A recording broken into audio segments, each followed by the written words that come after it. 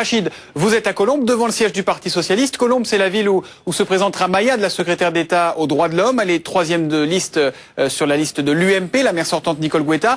Et visiblement, le Parti Socialiste a décidé de tout faire pour la faire chuter, cette ministre. Exactement, tout faire pour la faire chuter. Et d'ailleurs, les ténors du Parti Socialiste sont venus ici aujourd'hui à Colombes. Ce matin, c'était François Hollande, premier secrétaire du Parti Socialiste.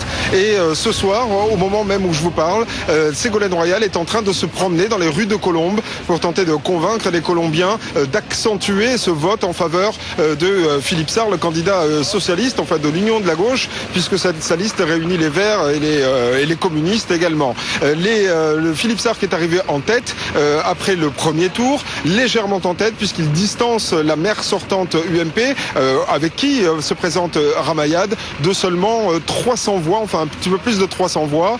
Donc ici il est question de mobilisation et Ségolène Royal est venue tout à l'heure non seulement pour appeler les électeurs du Modem à voter pour le candidat socialiste et aussi pour dénoncer le fait que le leader du Modem, celui qui a réalisé 8,8% au premier tour, a décidé de fusionner sa liste avec celle de la maire sortante UMP. Donc deux déclarations que vous allez pouvoir entendre, celle d'abord de François Hollande, premier secrétaire du Parti Socialiste, et ensuite celle de Ségolène Royal. Écoutez.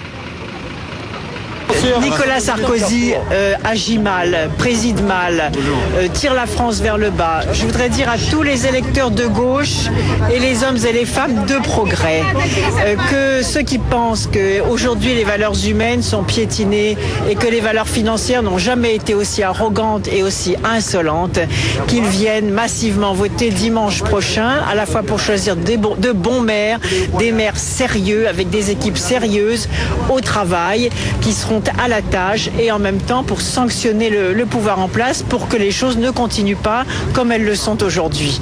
Il va y avoir d'alliance nationale avec le Modem parce que le Modem lui-même est fractionné sur le territoire. Tantôt il se maintient, tantôt il disparaît, tantôt il est avec les uns, tantôt il est avec les autres. Ce qu'il faut nous, c'est montrer une disponibilité, une ouverture, une capacité de rassemblement, c'est ce qu'on va faire. Rassemblement à gauche, quand nous sommes en situation de pouvoir gagner à gauche, nous le faisons. Quand nous devons au second tour nous ouvrir encore, nous le faisons aussi, mais sur la base de notre projet et de nos alliances. Voilà Rachid, courtoisie oblige, on a commencé avec madame et on a poursuivi avec monsieur. Ramayad, de l'autre côté, c'est fait plutôt discrète à Colombes dimanche soir. Elle est venue faire un tour vers 23h à la mairie sans faire de déclaration. Est-ce qu'elle a prévu de venir sur le terrain beaucoup cette semaine ?